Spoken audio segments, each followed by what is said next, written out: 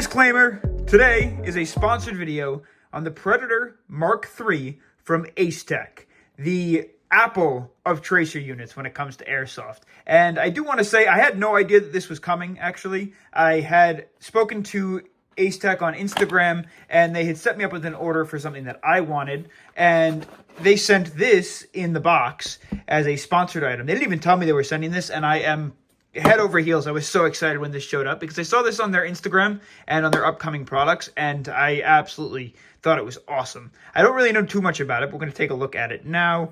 The first shot of the ACETECH tracer unit. And again, like I said, when it comes to ACETECH, I am a huge believer that their products are like the Apple world when it comes to tracer units, like Apple phones. It is unbelievable, the quality of some of these things. So it says, please recharge before you use, and you must recharge at least every 2 months, I guess, to train and retain the battery. Comes in this nice case, and look at the machining on that thing.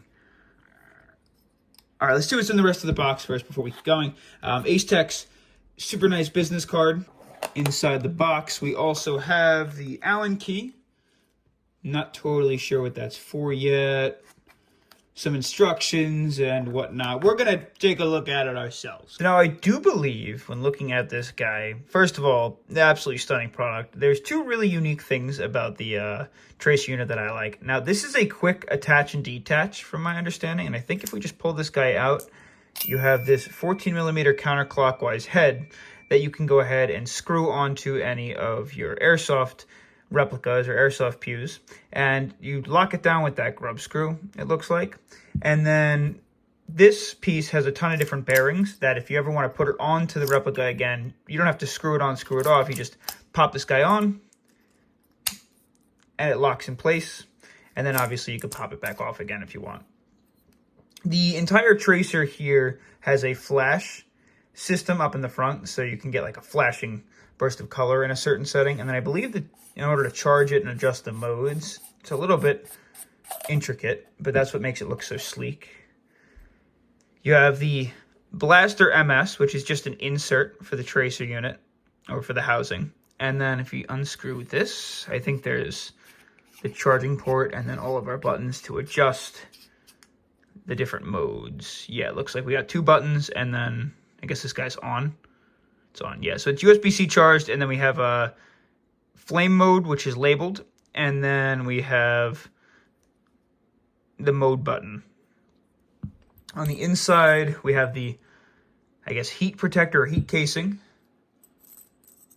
The spring that keeps that entire blaster unit from wiggling around too much. And then you don't really have to take anything else apart, really. This is just your housing, and then obviously the muzzle device. So again, what I have here is the blaster version. I believe this also comes with a Bifrost version. You can choose between the two. The Bifrost version, you can change all the colors, whether it be red, green, yellow, you name it. With the blaster version, it comes with two main modes. So to turn it on, you just press the mode button once, and immediately the tracer unit should turn on. From there, if you drop a BB through, this isn't a tracer BB, unfortunately, it's just a regular BB, but I'll show you how it works. It should illuminate it like a regular tracer unit, as it does. Now, if you want to change it into sniper mode, which instead of illuminating every BB, you just illuminate one of every 3, so it uses less power. You press and hold the mode button, and then, like I said, it'll hit the first one, 2 will come out, and then it'll light up the next one. It does have the flame feature, though, and the flame feature will cause this entire piece to light up and make it look like it's shooting flames.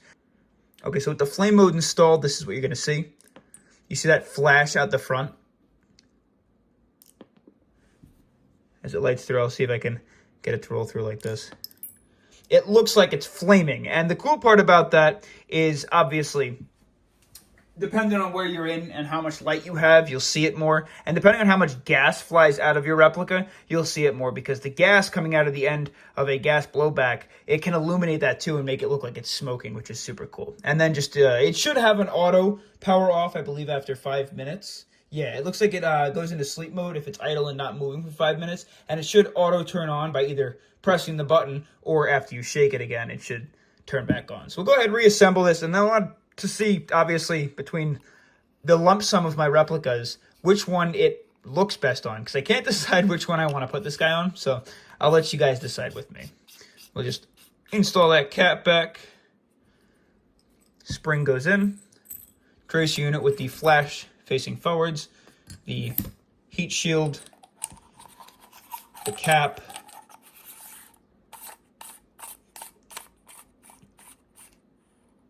And then I'm going to leave this guy off and I'll show you how we'll install this. First of the replicas I'd like to test out the tracer unit on is my HK UMP45.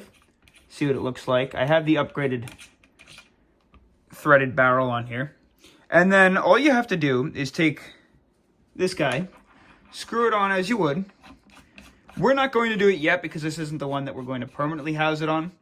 But you're just going to tighten up the grub screw that's right here. And then if you purchase a decent handful of these, what you can do is you can put them on all your replicas, and then you can just pop this off, stick it on the other replica, pop this off, stick it on the other replica. I don't know if ACETECH sends these out on their own or not, but if they do, that's a really cool idea. And then it should be as simple as just pulling this guy back, popping it on the front, and then twist. And that's on there nice and snug. Take a look at that. Doesn't that look awesome? Damn, it looks absolutely evil. Oh, I can't wait to see this thing in action. Let's check it out on a different replica. And what about the modified PP2K? It's not bad, honestly. I thought it looked more doofy, but I don't know, it's alright. Kind of like my PP2K a little shorter, so maybe not this replica. Let's check out another one. What about the Northeast FAMAS? Someone should tell France they need tracer units on top of their service rifles. That's so crazy. All right, next. There's absolutely something about that that just looks like it belongs. I absolutely love it on the AK. I do believe ACETECH does an AK specific tracer unit that looks like it's supposed to go on the front of the muzzle for AK, so it kind of blends in a lot. I'd love to get my hands on that one and see what that looks like at some point. So if you guys want to see that, let me know. But let's check out the next one. I can't tell if this is going to agitate someone or not, but I had to check it out anyway. It looks ridiculous. An absolute cannon on the end of this thing. With the stock, it might not look as crazy. But I guess let's go back to the UMP. I think that works best.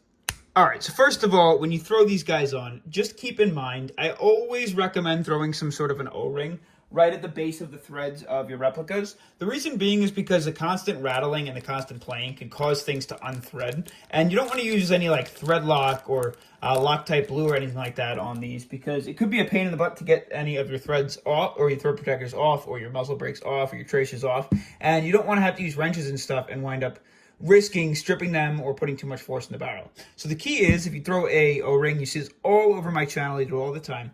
The combination of the threads applying pressure to the muzzle onto the replica, and then the combination of the squishing pressure from the O-ring pushing back against it decreases the rate and risk of these guys becoming unthreaded or loose if they don't have a grub screw. However, this guy has a grub screw, so you're also going to tighten that down, and that'll keep it locked in place, but it also helps risk stripping of screws and stuff. You name it. See, it applies tension. I didn't have to tighten it all the way, but it's not going to come off. However, if you have the little grub screw available to you to tighten it down all the way, go for it. It's just an added extra layer of protection. And that grub screw, you could always throw a little Loctite on itself. Cool. Throw our tracer up on the end. Give it a little twist. Locks into place. And like I said, I think that looks best for now, for sure. If I had some sort of like an M floor or something like that too, I'd throw it on there. But I don't actually have one of those, weirdly enough. One of the more common platforms. Oh, I can't wait to test this guy out. Remember, charge it for 2 hours. I already did. We're going to get it out and go test it out, see how it plays. So sadly, we have to do this in the dark because it's a tracer unit. So I hope the camera quality's all right. We got some tracer BBs on inside. And we should have this guy set up to fire in standard tracer mode. So let's turn off the lights. And what you're seeing here is standard tracer mode. We'll try and get some shots on film.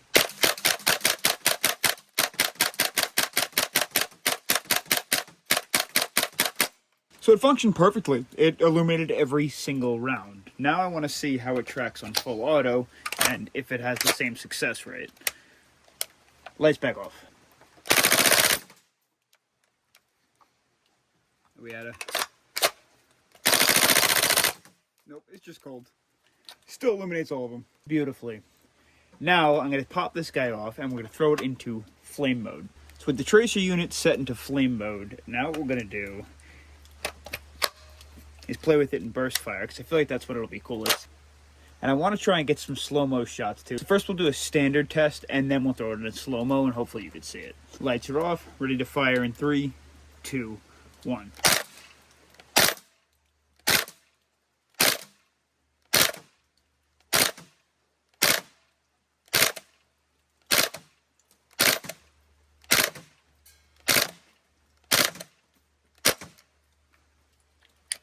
That was awesome.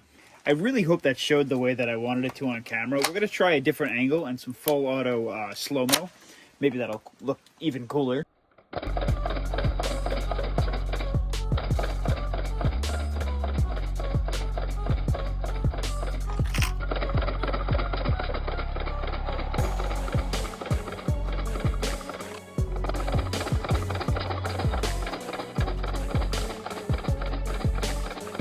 I hope you enjoyed that. So I guess the final question here is my thoughts on the Predator Mark III. What do I think? Is it worth it? It's absolutely sick. So cool. And I can only imagine how terrifying it would be to be on the receiving end of this thing and see that firing back at you. The only things that I would say, I love how clean it is, and if you don't mind this portion of it, because it does have the auto on-off feature, it's a little difficult to get onto the inside of it. Obviously, you have to pull the cap off, pull the inside out, twist the little cap off, adjust it, or turn it on, turn it off, then throw it back in with the cap, then throw the top cap on. So it is a little bit tedious. But once you get it on, you should be able to leave it on the entire game until you get back home and you want to turn it off again. So that's not a big deal, especially with the on-off feature. The only other thing that I have an issue with is obviously the quick attach and detach is nice. However, there is a slight noticeable rattling. And that's not this casing, it's the bearings. And no matter what you do, even if you put it onto something, that's still pretty prevalent because those bearings rattle. So it adds a little bit of noise, but again, in the heat of the moment, if you're playing a game, if you're indoor, which is likely where you'll be using this, or outdoor at night, chances are from all of the other replicas going off and sounds and wildlife and indoors and air conditioning, you name it, you probably won't even notice it, to be honest. It's not going to add too much sound. So yeah, this thing is absolutely incredible. Again, like I said, ACETECH, you are the Apple product in the phone world when it comes to tracers in the airsoft world. Thank you for sending me this to review. I really do appreciate it. And I guess I'll catch you guys in the next one.